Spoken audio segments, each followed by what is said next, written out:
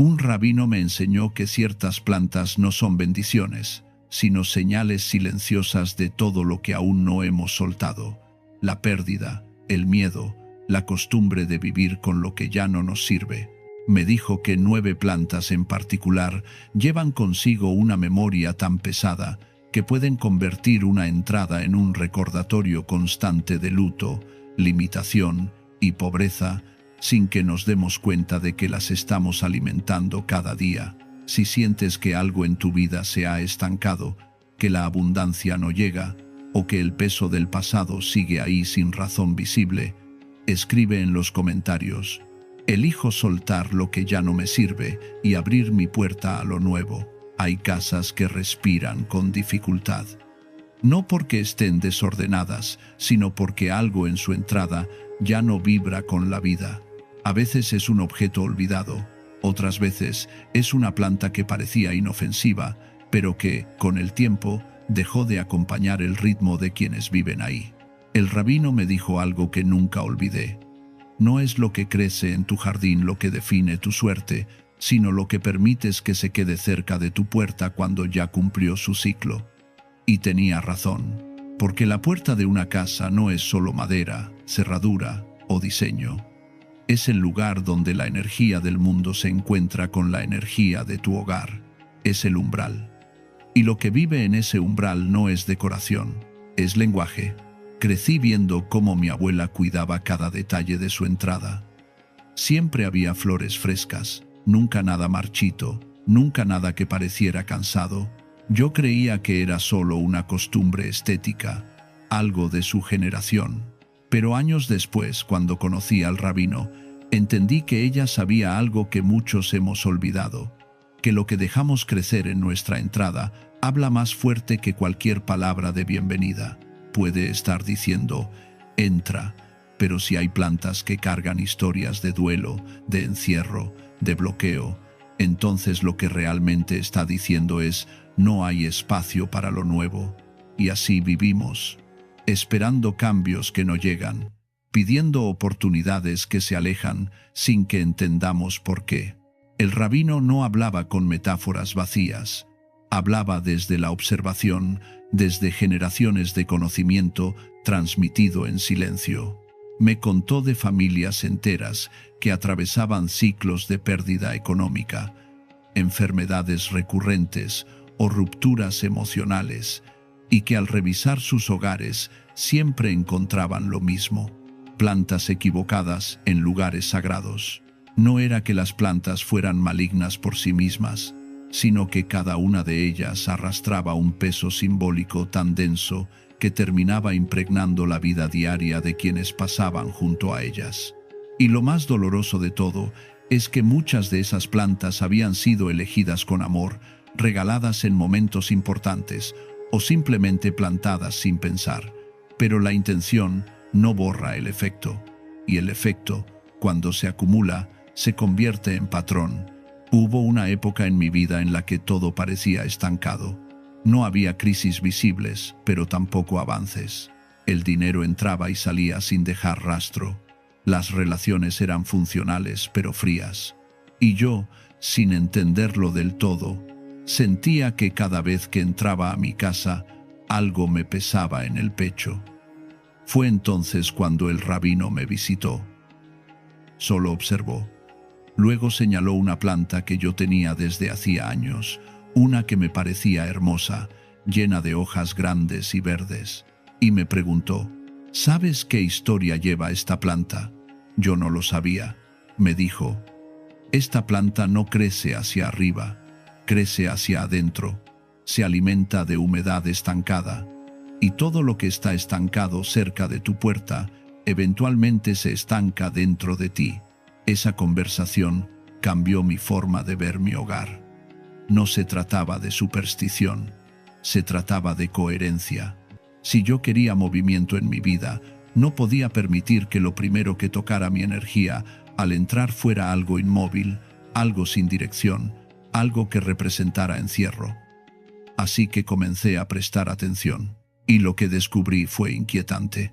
Muchas de las plantas que decoraban las entradas de casas que yo conocía, casas de amigos, de familiares, eran exactamente las mismas que el rabino identificaba como portadoras de bloqueo, y en cada una de esas casas había algo en común, una sensación de que la vida no avanzaba con fluidez, de que siempre faltaba algo, de que el esfuerzo nunca era suficiente. El rabino me compartió una lista, no para asustar, sino para liberar. Me dijo que 9 plantas en particular debían evitarse en la entrada de una casa, no porque fueran venenosas o peligrosas en el sentido físico, sino porque cada una de ellas arrastraba un significado tan profundo que terminaba afectando la percepción interna de quienes vivían cerca de ellas. Y esa percepción, con el tiempo, se convierte en realidad, porque así funciona la vida. Aquello a lo que le prestas atención, aquello que normalizas, aquello con lo que convives en silencio, termina moldeando tu experiencia. Y si convives con símbolos de pérdida, con imágenes de retroceso, con plantas que no apuntan hacia la luz sino hacia la sombra, tu propia energía comienza a reflejarlo, no de golpe, poco a poco, tan despacio que ni siquiera lo notas, hasta que un día despiertas y te das cuenta de que llevas años sintiendo lo mismo. La primera planta que mencionó fue una que yo nunca habría sospechado. Una planta que muchos consideran elegante, incluso sofisticada, pero él me explicó que su forma, su postura, su manera de existir en el espacio, enviaba un mensaje muy claro. Aquí no hay expansión, aquí hay contención. Y esa contención, cuando se ubica en el lugar donde la energía entra, actúa como un filtro que reduce, que achica, que limita. No es que bloquee del todo, pero sí estrecha el paso. Y cuando el paso se estrecha, lo que entra llega con menos fuerza, con menos claridad, con menos vida. Recuerdo una familia que vivía en una casa amplia, luminosa, bien ubicada. Tenían todo lo necesario para prosperar, y sin embargo, siempre estaban al borde. Siempre faltaba algo. Siempre había una cuenta pendiente, una discusión sin resolver, una sensación de que el aire dentro de la casa estaba espeso. Cuando el rabino visitó su hogar, encontró 5 de esas 9 plantas rodeando la entrada principal. 5. Y no eran plantas descuidadas. Al contrario, estaban bien regadas, bien podadas, bien ubicadas desde el punto de vista estético, pero desde el punto de vista simbólico, estaban diciendo: este hogar ya está lleno de lo que no ha podido soltar. La familia las retiró, no todas de golpe, porque el cambio también necesita tiempo para no generar resistencia interna, pero una por una fueron reemplazándolas. Y en menos de 3 meses, el padre recibió una oferta de trabajo que llevaba años esperando. La madre volvió a pintar, algo que había abandonado desde la juventud, y los hijos, que antes discutían constantemente, empezaron a pasar más tiempo juntos sin tensión. ¿Coincidencia? Tal vez. Pero en mi experiencia, cuando los cambios se alinean con ajustes en lo que permitimos cerca de nosotros, las coincidencias dejan de serlo. El rabino me advirtió que no bastaba con quitar las plantas. También había que entender por qué habían llegado ahí. Porque a veces nosotros mismos las elegimos sin darnos cuenta, movidos por una emoción no resuelta, por un duelo que nunca cerramos, por una parte de nosotros que aún carga con algo viejo. Y si no miramos eso, si no lo reconocemos, terminaremos trayendo de vuelta el mismo tipo de energía bajo otra forma. Puede ser otra planta, puede ser un objeto, puede ser incluso una persona, porque la vida no es lineal, es circular. Y lo que no sueltas, regresa. Una de esas 9 plantas es conocida por su belleza melancólica. Crece cerca del agua, se inclina hacia abajo, y su forma es tan poética que muchos la asocian con la paz. Pero el rabino me dijo: la paz no se inclina, la paz se sostiene. Y tenía razón. Esa planta, con toda su gracia visual, representa tristeza prolongada. No la tristeza sana que te permite procesar una pérdida, sino la tristeza que se instala, que se vuelve identidad, que se convierte en el tono emocional desde el cual ves la vida. Y cuando esa planta está en tu entrada, cada vez que cruzas ese umbral, tu sistema nervioso registra ese tono. No de forma consciente, pero lo registra. Y con el tiempo, empiezas a vivir desde ahí, desde la melancolía, desde la sensación de que algo siempre falta, de que algo siempre se perdió, de que lo mejor ya pasó. Me contó la historia de una viuda que había plantado ese árbol el día del funeral de su esposo. Para ella, era un homenaje, un recordatorio vivo de lo que habían compartido. Y durante años, cada vez que entraba a su casa, pasaba bajo esas ramas inclinadas y sentía que él seguía ahí de alguna forma. Pero lo que no veía era que esa conexión la mantenía atada, no al amor que había vivido, sino al dolor de la pérdida. Y así pasaron 10 años. 10 años en los que rechazó invitaciones, en los que dejó de pintar las paredes, en los que su casa se convirtió en un museo de lo que ya no estaba, hasta que un día su hija le pidió que cambiara algo, lo que fuera, porque sentía que su madre se había quedado congelada en el tiempo. Y fue entonces cuando la viuda decidió quitar el árbol, no porque dejara de amar a su esposo, sino porque finalmente entendió que honrar su memoria no significaba renunciar a su propia vida. Y cuando ese árbol fue retirado, algo en ella se abrió. Comenzó a salir de nuevo, comenzó a reír, comenzó a imaginar un futuro que no estuviera anclado en el pasado. Otra de las plantas en esa lista es pequeña, controlada, casi artística. Se cultiva en macetas diminutas, se poda constantemente para que no crezca más allá de cierto límite. Y muchas personas la eligen porque representa disciplina, paciencia, cuidado. Pero el rabino me hizo una pregunta que nunca olvidé. ¿Qué le pasa a un árbol cuando le impides crecer? La respuesta es obvia. Deja de ser lo que estaba destinado a ser. Y cuando colocas ese símbolo en tu entrada, estás diciendo, sin palabras, que en tu vida también hay límites autoimpuestos, que hay partes de ti que no pueden expandirse, que hay sueños que deben mantenerse pequeños para que todo siga bajo control. Y tal vez eso funcione para algunas personas. Pero si lo que buscas es abundancia, movimiento, apertura, entonces ese símbolo no te acompaña, te retiene. El rabino conocía a un hombre que había trabajado toda su vida en el mismo empleo, no porque lo amara, sino porque le daba seguridad, y en su entrada tenía 3 de esas plantas pequeñas, perfectamente podadas, perfectamente contenidas, y cada vez que le ofrecían una oportunidad mejor, algo en él se contraía, sentía miedo, sentía que no estaba preparado. Sentía que era mejor quedarse donde estaba, aunque eso significara nunca alcanzar lo que realmente deseaba. Y un día, después de una conversación con el rabino, decidió hacer un experimento. Retiró esas plantas y en su lugar puso otras que crecían libremente, sin restricciones. Y en menos de un mes, recibió una oferta que antes habría rechazado. Pero esta vez, algo en él era diferente. Esta vez dijo que sí. Y esa decisión cambió el rumbo de su vida. También está la planta que atrae insectos. No de forma agresiva, sino de forma constante.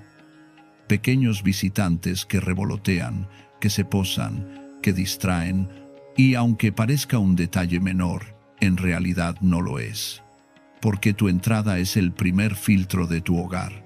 Y si ese filtro está ocupado lidiando con distracciones, con pequeños problemas recurrentes, con cosas que nunca terminan de resolverse del todo, entonces lo que entra a tu casa ya viene contaminado, ya viene con ruido. Y ese ruido, aunque sea sutil, afecta tu claridad mental, tu capacidad de descanso, tu sensación de que las cosas fluyen, porque no fluyen. Están constantemente interrumpidas. El rabino me habló de una pareja que vivía en una casa hermosa, pero que nunca lograba terminar nada. Empezaban proyectos que quedaban a medias. Iniciaban conversaciones importantes que se diluían sin conclusión. Y siempre había algo pequeño que los distraía, algo menor que les robaba la atención.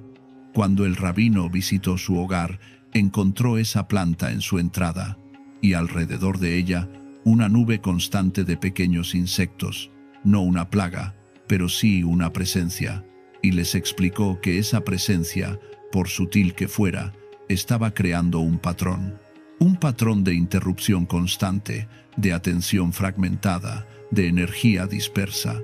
La pareja retiró la planta y en su lugar puso una que no atraía nada, una que simplemente crecía en paz. Y en las semanas siguientes algo cambió. Comenzaron a terminar lo que empezaban.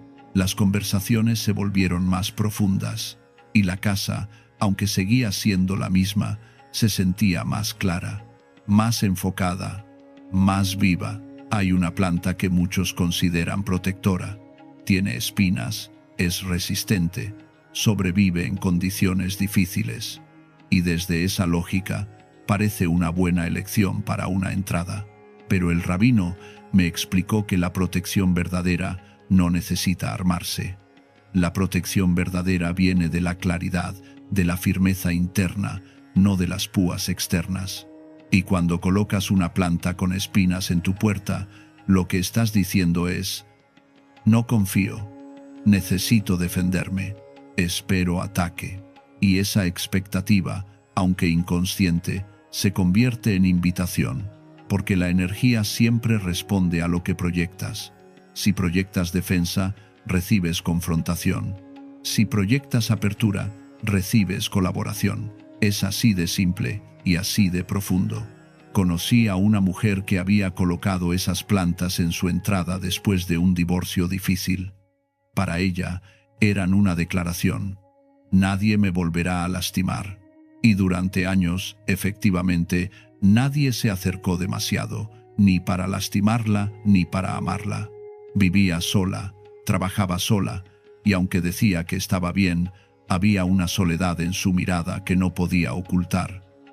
Hasta que un día, cansada de esa vida, decidió cambiar algo. Y lo primero que cambió fueron esas plantas. Las retiró, no porque dejara de querer protegerse, sino porque entendió que la verdadera protección no viene de las espinas. Viene de saber quién eres y qué mereces. Y cuando esas plantas se fueron, algo en su energía cambió. Se volvió más suave, más accesible, y en menos de 6 meses conoció a alguien que la trataba con el respeto que ella siempre había merecido. Otra planta de la lista es una que ya no está viva, pero que muchos conservan por apego. Porque fue un regalo, porque estuvo hermosa alguna vez, porque no encuentran el momento de deshacerse de ella. Y ahí está, seca, opaca, sin energía, ocupando un espacio que debería estar lleno de vida. Y cada vez que pasas junto a ella, aunque no la mires directamente, tu cuerpo lo sabe. Sabe que ahí hay algo muerto. Y ese saber, aunque no llegue a tu mente consciente, sí llega a tu estado emocional. Te hace más lento, te hace más pesado, te hace más tolerante con otras formas de estancamiento en tu vida. Porque si puedes vivir con una planta muerta en tu entrada, puedes vivir con muchas otras cosas muertas en otras áreas de tu vida. Y así, sin darte cuenta, construyes un hogar que ya no sostiene tus sueños, sostiene tus resignaciones. El rabino me contó de un hombre que había heredado la casa de sus padres y en la entrada había una planta que su madre había cuidado durante décadas. Pero cuando ella murió, la planta también comenzó a morir y él, por respeto, no la quitaba. La dejaba ahí, cada vez más seca, cada vez más gris. Y con el tiempo, él también comenzó a sentirse así, cada vez más apagado, cada vez más sin rumbo, hasta que un amigo le preguntó: ¿por qué sigues cargando con lo que ya no vive? Y esa pregunta lo despertó. No era que hubiera olvidado a su madre, era que estaba confundiendo el recuerdo con el apego. Y cuando finalmente retiró esa planta, algo en él se liberó. Pudo llorar, pudo despedirse de verdad y pudo comenzar a vivir de nuevo. El rabino también mencionó una planta que trepa, que se enreda, que cubre todo lo que encuentra. y aunque visualmente puede ser impresionante, su mensaje es de invasión. No de crecimiento sano, sino de expansión sin límites, sin respeto por el espacio del otro. Y cuando esa planta rodea tu entrada, lo que estás normalizando es la pérdida de límites. En tus relaciones, en tu tiempo, en tu energía. Todo empieza a mezclarse. Ya no sabes dónde terminas tú y dónde empieza el otro. Y esa confusión, aunque al principio parezca generosa, termina agotándote, porque no puedes dar desde un lugar que no está claro, y no puedes recibir si no hay espacio definido para que algo llegue. Recuerdo a una mujer que siempre decía que sí, a todo, a todos. Y en su entrada había una planta que trepaba por toda la pared, que se metía por las ventanas, que cubría incluso la puerta. Y su vida era igual. No había límites, no había pausas, no había un lugar donde ella terminaba y los demás comenzaban. Y un día colapsó. No físicamente, pero sí emocionalmente. Y cuando finalmente pidió ayuda, el rabino le dijo: «Mira tu entrada, eso eres tú». Y ella lo vio. Vio cómo esa planta no respetaba nada, cómo invadía todo, cómo no dejaba espacio para respirar, y decidió cortarla. Y con cada corte sentía que recuperaba algo, algo que había perdido hace mucho tiempo. El derecho a decir que no. Existe también una planta cuyas flores son hermosas, pero cuyas ramas llevan púas ocultas. Y esa combinación, belleza con dolor, es especialmente peligrosa, porque te atrae, te invita a acercarte y luego te lastima. Y cuando ese patrón está en tu entrada, inconscientemente estás preparando a tu sistema para esperar lo mismo en la vida. Que lo bueno siempre venga con un precio, que lo hermoso siempre esconda algo difícil, que no puedas relajarte del todo porque en cualquier momento puede haber una herida, y vivir así es agotador. Es vivir en alerta permanente, y nadie que vive en alerta puede descansar de verdad. Y sin descanso verdadero no hay creatividad, no hay alegría, no hay espacio para que lo nuevo entre. El rabino conocía a una familia que vivía en esa tensión constante. Todo parecía bien en la superficie, pero siempre había un conflicto esperando. Siempre había una palabra que lastimaba. Siempre había algo que arruinaba el momento. Y cuando revisó su entrada, encontró esa planta, hermosa a la distancia, dolorosa al contacto, y les explicó que esa planta estaba enseñándoles a esperar dolor detrás de cada alegría. Y esa expectativa se había convertido en profecía.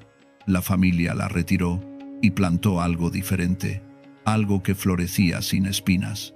Y aunque los conflictos no desaparecieron de la noche a la mañana, sí comenzaron a resolverse con más facilidad, porque ya no había un símbolo constante diciéndoles que el dolor era inevitable.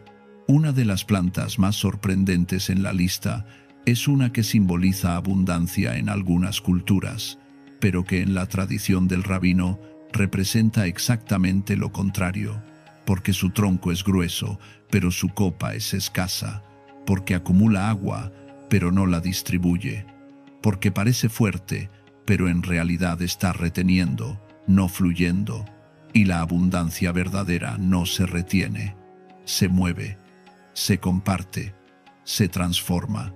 Y si en tu entrada hay un símbolo de retención, por más que trabajes, por más que te esfuerces, el dinero llegará, pero no se quedará, o se quedará, pero no te dará paz. Porque la abundancia sin flujo es solo acumulación, y la acumulación sin propósito termina convirtiéndose en carga. El rabino me habló de un comerciante que tenía éxito, pero que nunca se sentía satisfecho. Ganaba dinero, pero siempre le faltaba. Acumulaba, pero nunca disfrutaba. Y en su entrada tenía esa planta.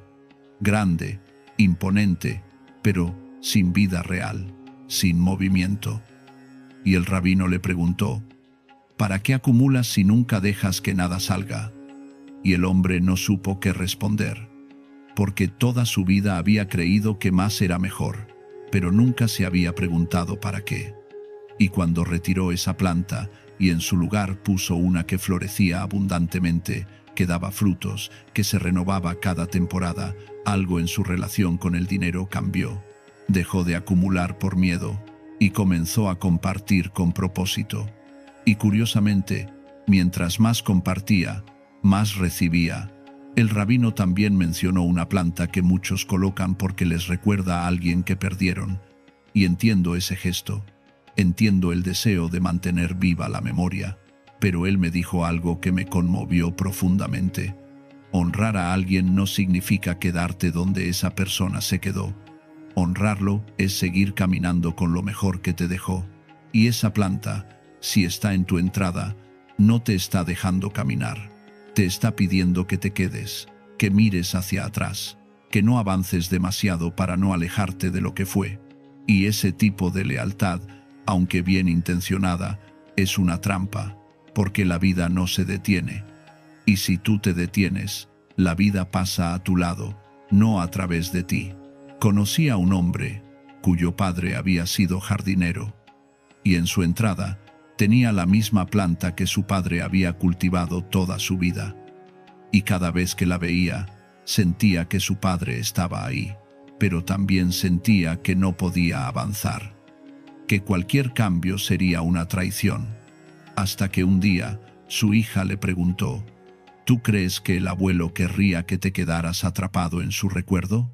Y esa pregunta lo liberó, porque se dio cuenta de que honrar a su padre no era mantener viva una planta, era mantener vivos los valores que él le había enseñado.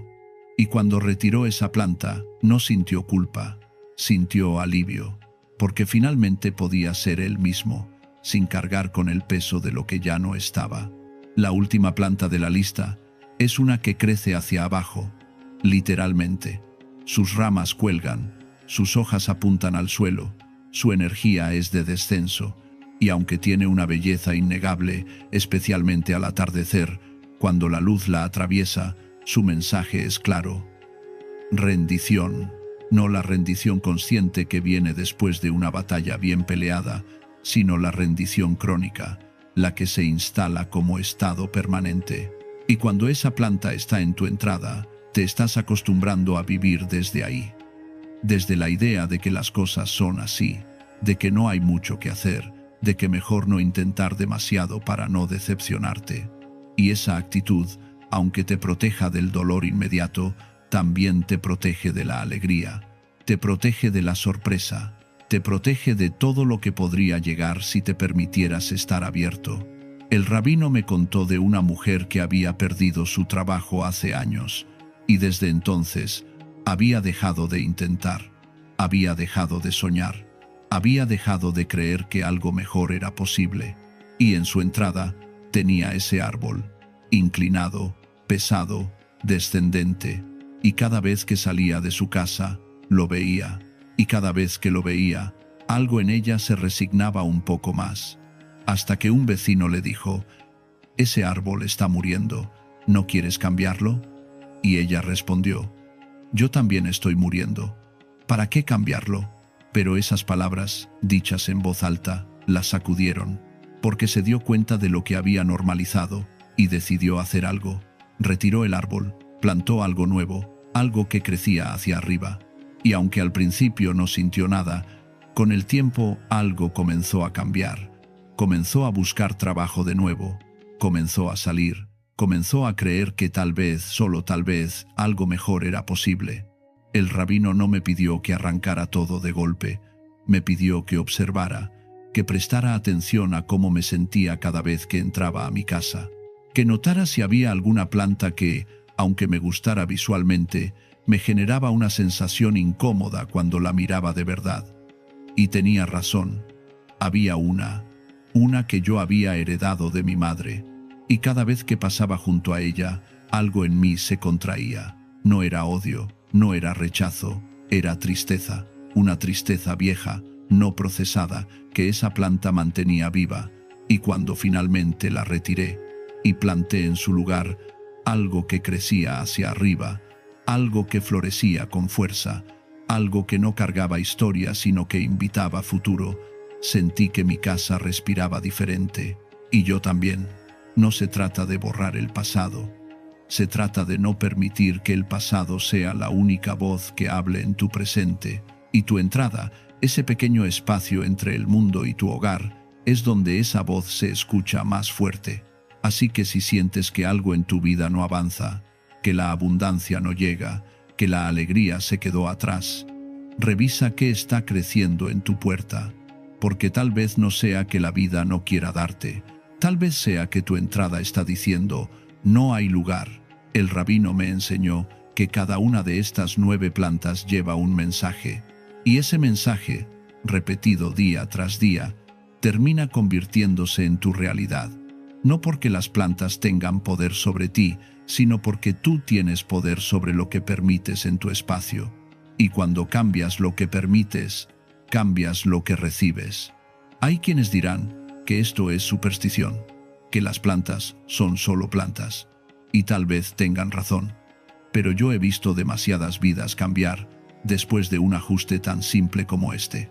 He visto matrimonios sanar, he visto negocios prosperar, he visto personas recuperar la esperanza después de años de sentirse atrapadas. Y todo comenzó con una planta, con la decisión consciente de dejar de alimentar lo que ya no servía y comenzar a cultivar lo que sí. El rabino me dijo en nuestra última conversación, la vida no te pide grandes gestos, te pide atención. Y cuando prestas atención a los detalles comienzan a cuidarte. Y eso es lo que estas 9 plantas representan. Detalles que muchos ignoran, pero que tienen un peso enorme en la forma en que vivimos, en cómo nos sentimos, en lo que atraemos. Así que te invito a hacer algo hoy. Sal a tu entrada, mira lo que está creciendo ahí y pregúntate, ¿esto me está acompañando o me está deteniendo? ¿Esto me recuerda lo que perdí o me invita a lo que puedo construir? Y si la respuesta no te hace sentir bien, entonces ya sabes qué hacer. Si este mensaje te llegó hondo, si algo dentro de ti reconoció una verdad que llevabas tiempo evitando, comparte este video con alguien que lo necesite. Porque a veces, lo que más necesitamos escuchar es lo que nunca nos atrevimos a preguntar. Y si quieres seguir recibiendo sabiduría que transforma lo cotidiano en sagrado, suscríbete, porque aquí no hablamos de decoración, hablamos de vida y de cómo cada detalle, por pequeño que parezca, tiene el poder de cambiarlo todo. Un rabino me enseñó que en la mesa del hogar se decide el destino económico de una familia y que existe un objeto tan poderoso en su simbolismo que si se retira, la riqueza deja de fluir y el dinero comienza a escurrirse como agua entre los dedos. Si sientes que el dinero no alcanza, que llega y se va, o que tu hogar no sostiene la prosperidad por más que te esfuerces, escribe en los comentarios. Estoy listo para activar la riqueza en mi hogar y sostenerla con intención. Hace años, cuando apenas podía sostener un techo sobre mi cabeza, cuando las cuentas se amontonaban y cada mes era una batalla por llegar al siguiente, conocí a un anciano judío en un pequeño mercado del barrio viejo. Él vendía pan simple, hecho a mano, envuelto en paños blancos. No era panadero de oficio, pero cada mañana estaba allí, con la misma calma, con la misma dignidad, con la misma mesa cubierta de panes recién horneados. Yo pasaba frente a su puesto cada día, con la cabeza gacha, con el peso de la escasez colgando de mis hombros como una capa invisible. Un día me detuve, no porque tuviera dinero para comprar, sino porque algo en su mirada me detuvo. Me preguntó si estaba bien. Le dije que no entendía por qué, por más que trabajaba, el dinero nunca se quedaba, que sentía que mi vida era un recipiente roto por donde todo se escapaba. Él sonrió, no con lástima, con conocimiento. Me dijo, ven mañana temprano, quiero mostrarte algo.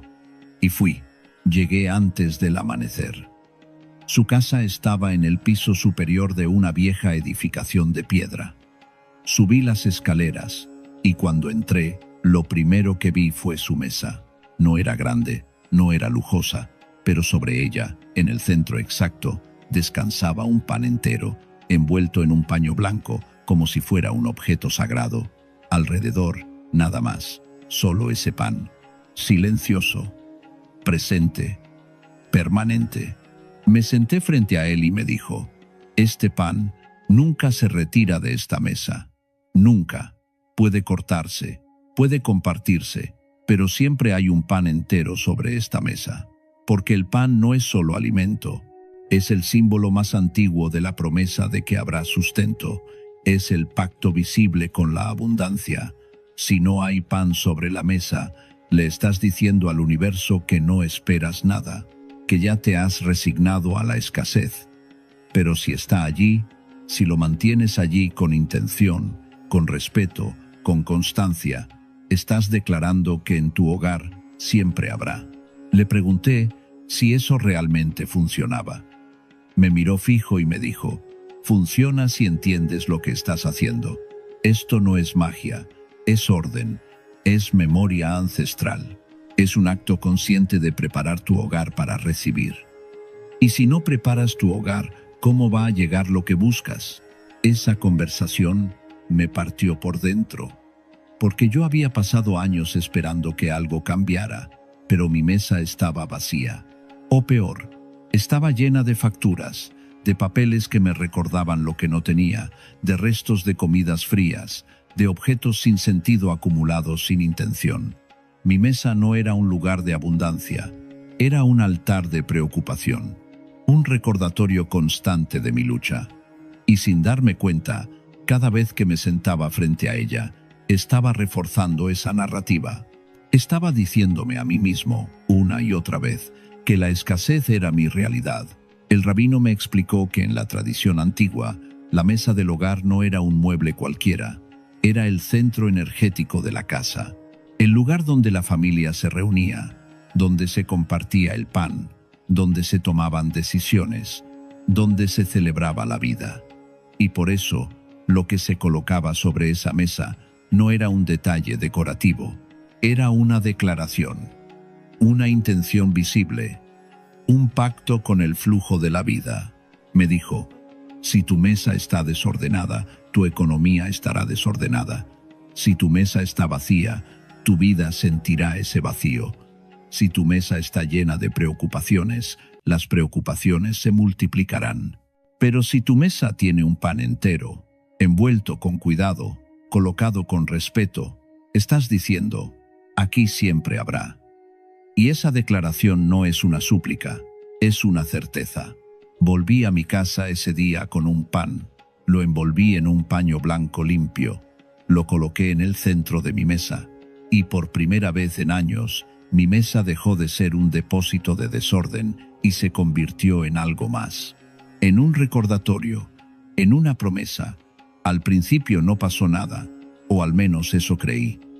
Pero con el tiempo empecé a notar cosas pequeñas. Un trabajo que había estado esperando llegó. Un pago atrasado apareció.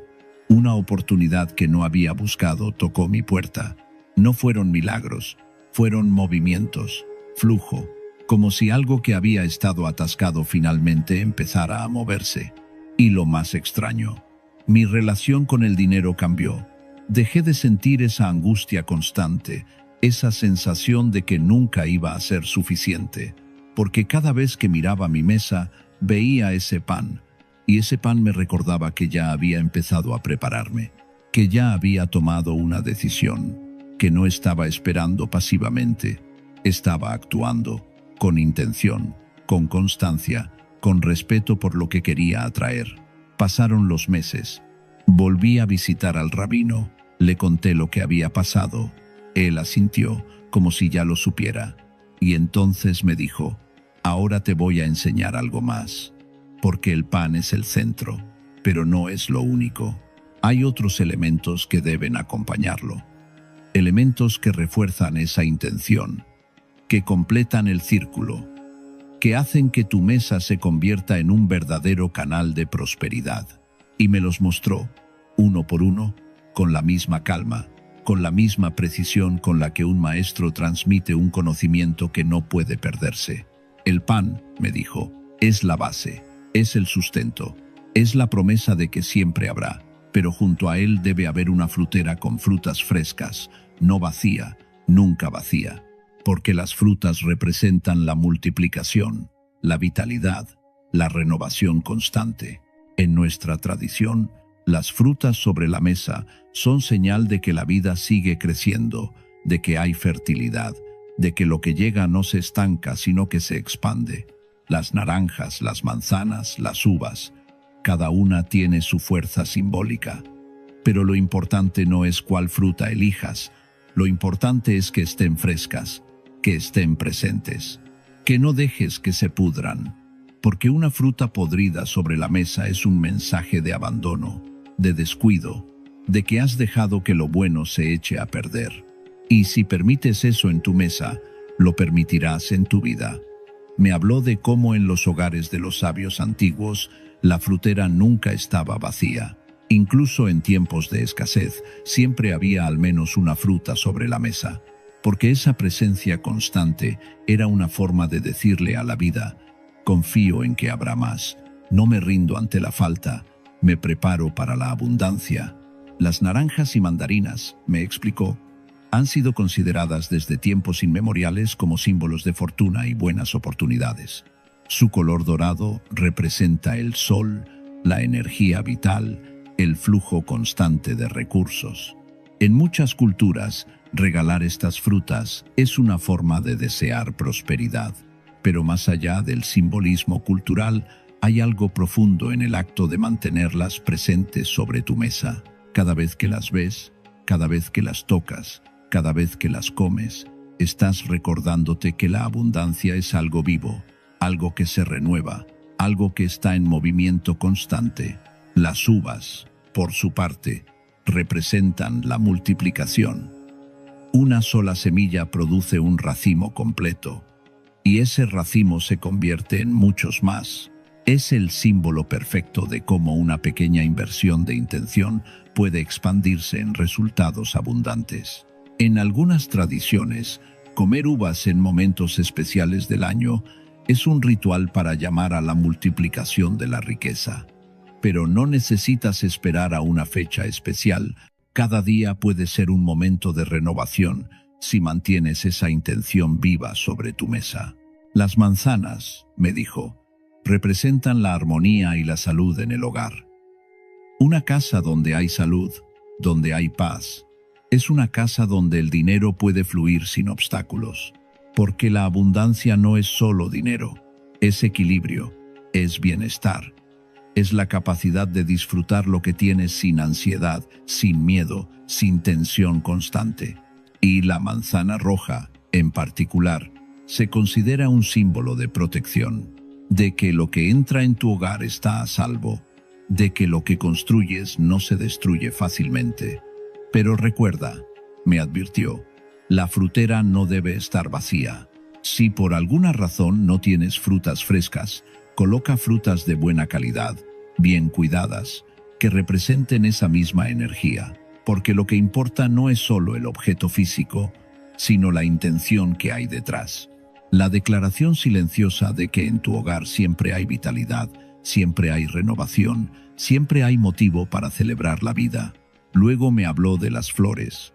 Flores frescas, me dijo, no artificiales, no secas, frescas, porque las flores son vida en movimiento, son belleza que se renueva, son energía que se expande. Y cuando colocas flores frescas sobre tu mesa, estás diciendo: aquí hay alegría, aquí hay celebración, aquí hay espacio para lo bello, y la abundancia no llega a lugares tristes, no llega a lugares abandonados, llega donde hay vida, donde hay intención de recibir con gratitud. Me contó que en los hogares de los maestros antiguos, las flores sobre la mesa no eran un lujo, eran una necesidad espiritual.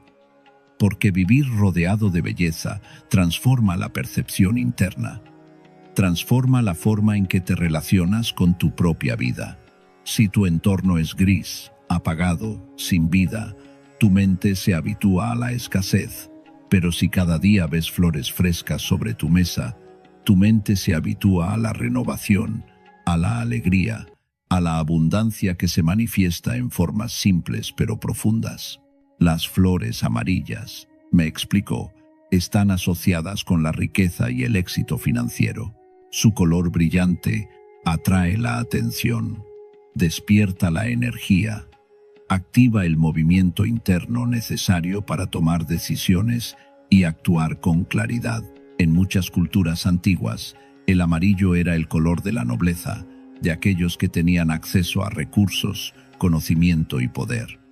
No por casualidad, el amarillo es el color del sol, de la luz, de la claridad mental, y cuando colocas flores amarillas sobre tu mesa, estás invitando a esa claridad a tu vida financiera. Las flores rojas, por otro lado, potencian la energía del crecimiento y la fuerza de voluntad. Se utilizan en rituales antiguos para activar el éxito en negocios y proyectos, porque el rojo es el color de la acción, del fuego interno, de la determinación. Y cuando necesitas empuje, cuando necesitas coraje para tomar una decisión importante, tener flores rojas sobre tu mesa te recuerda que tienes esa fuerza dentro de ti. Las flores blancas simbolizan pureza y protección contra energías negativas. En muchas culturas se cree que colocar flores blancas en el hogar ayuda a elevar la vibración del espacio, a atraer paz, a mantener alejadas las influencias densas que pueden bloquear la prosperidad. Pero cuidado, me advirtió con seriedad. Las flores secas o marchitas deben retirarse de inmediato.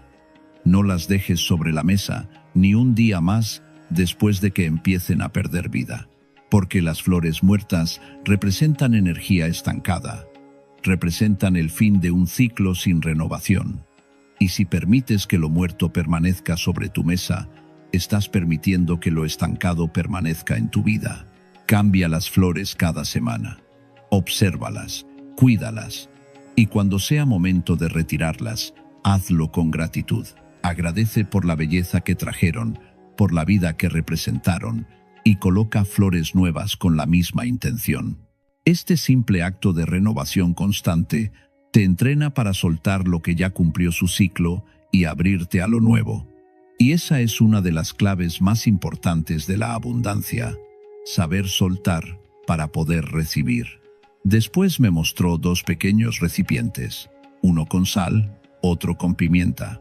Me dijo, estos son los guardianes. La sal limpia, neutraliza, protege, absorbe lo que no debe estar.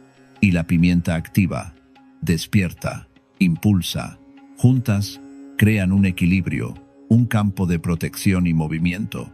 La sal es uno de los elementos más antiguos utilizados en prácticas de purificación. En múltiples tradiciones alrededor del mundo, la sal ha sido considerada un purificador energético, un neutralizador de influencias negativas, un protector de espacios sagrados. Los comerciantes antiguos colocaban sal en las entradas de sus tiendas para atraer clientes y evitar la mala suerte. Los sabios antiguos usaban sal para limpiar espacios antes de realizar ceremonias importantes. Y, en los hogares, la sal sobre la mesa cumplía la función de absorber cualquier energía densa que pudiera estar afectando la estabilidad económica de la familia. Me explicó que la sal debe renovarse cada semana.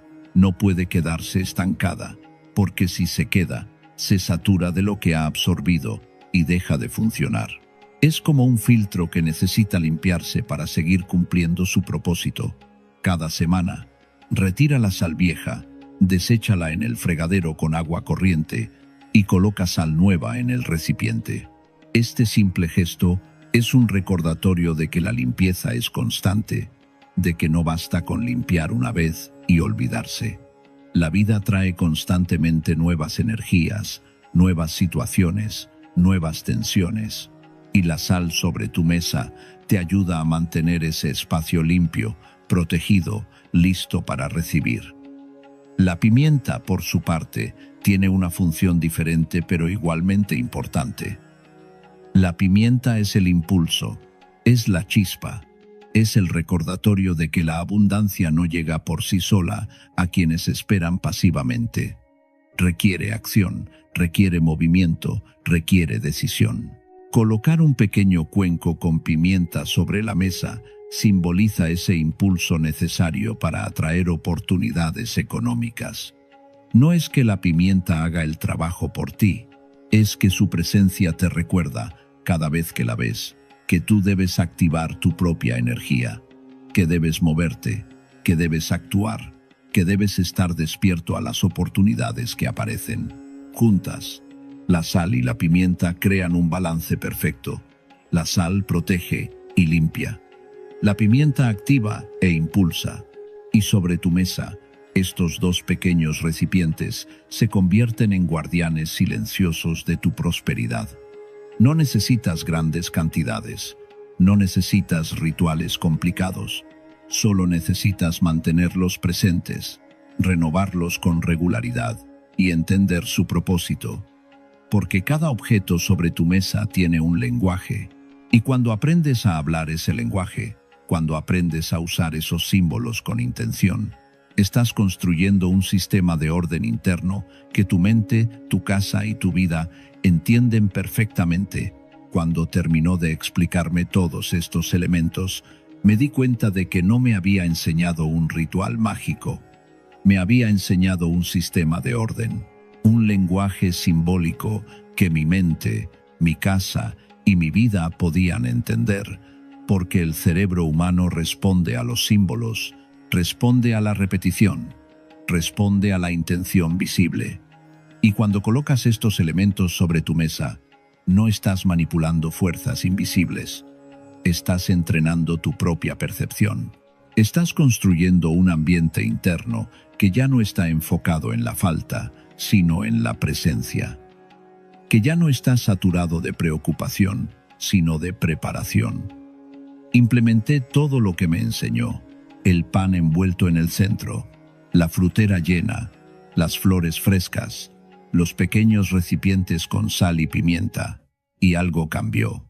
No de un día para otro, pero cambió.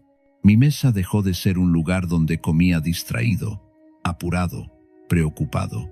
Se convirtió en un lugar donde me sentaba con conciencia, donde miraba lo que había, donde agradecía.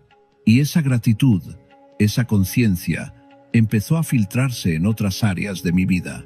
Empecé a tomar decisiones con más claridad, a ver oportunidades que antes no veía, a actuar con más seguridad, porque ya no me sentía en falta, me sentía en preparación. Y esa diferencia es abismal.